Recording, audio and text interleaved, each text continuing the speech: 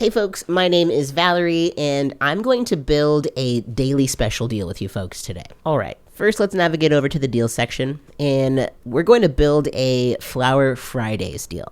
So every Friday, anything that's in our flower category will be on sale. So first we're going to select new deal up here. Then we're going to go ahead and name our deal, something really easy that our bud tenders will be able to recognize. We'll choose which customers are eligible, in this case, medical and recreational. And for this, we're going to go ahead and select a product discount.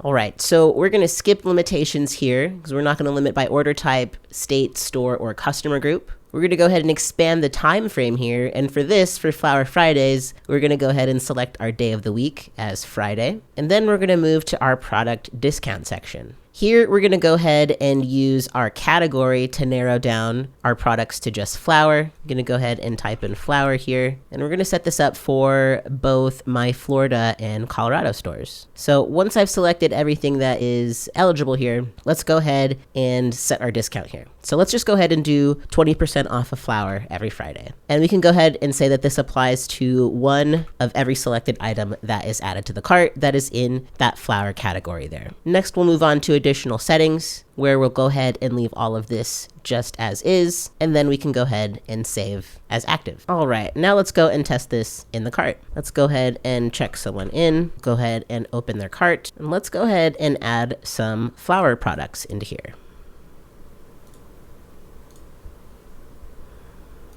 And here we could see that our deal is applying perfectly. Awesome. So there you have it. Now that we've set up and tested our daily Flower Friday deal, this will go ahead and run automatically moving forward. All right, folks, we'll dive in and let us know what you think.